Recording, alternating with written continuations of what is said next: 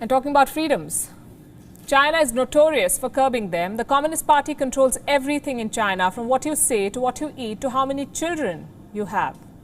From the late 1970s, China had a one-child policy, one child per family. They stuck with it for nearly 4 decades. But the one-child policy was a stopgap strategy. It would never have worked in the long run, and that's exactly what's happened. China's population is aging. It does not have young people to man its factories or join its army. Beijing's grand idea to solve this crisis is another flawed policy. The three-child policy. That's what they've come up with. Chinese couples are now allowed by the government to have 3 children. But here's the problem. People in China don't want a second child, let alone a third. Here's why. How do you look at population? As mouths to feed? As hands in a factory? Or as men behind the trigger? For China, it's all of the above.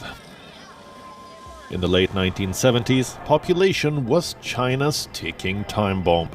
There were too many mouths to feed. But instead of making more food, China purged population growth. They enacted the infamous one-child policy. It was like slapping a band-aid on a bullet wound. Neither the economics nor the demography checked out. Decades later, this is the result. Look at the numbers. The median age has risen from 36 in 2015 to 38 in 2020. At this rate, it will be 40 years by 2025. Nearly 13.5% of the population is above 65 years. They need younger people to support them. But China wants all hands on deck. It needs more people manning the factories. So, what's the solution? A baby boom. In 2016, China announced a 2-child policy. No luck. Birth rates continued to plummet. So this time, Beijing has gone a step ahead. They have announced a 3-child policy. Some obvious flaws here.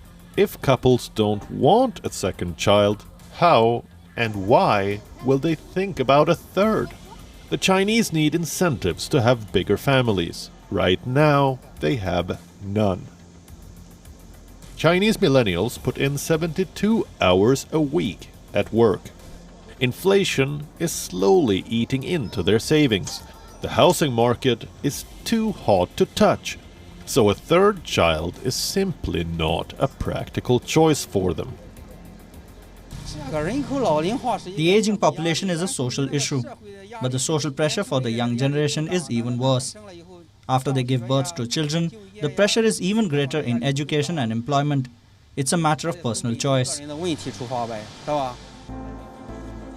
Women in China have fought hard for this choice, but the state still looks at them as a demographic tool, one that can be regulated to suit their economic goals.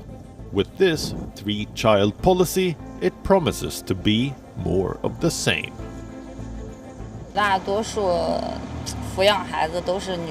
It's mostly women bearing the responsibility of raising children, for the most part. And the society hasn't provided women with much support. So actually, if men could do more to raise the child, or if families could give more consideration for women who had just had children, actually a lot of women would be able to have a second child.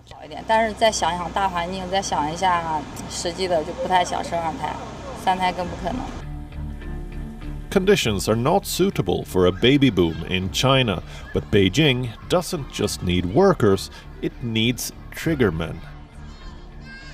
The Chinese army recruits hundreds of thousands of soldiers every year.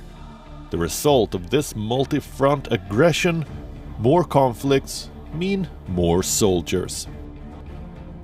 You cannot sustain the world's largest standing army with a falling birth rate. China's 3-child policy is destined to fail. Beijing looks at its people and it sees numbers, statistics. not people with dreams and ambitions. And no amount of propaganda or coercion can change this. Bureau Report, WION, World is One. WION is now available in your country. Download the app now and get all the news on the move.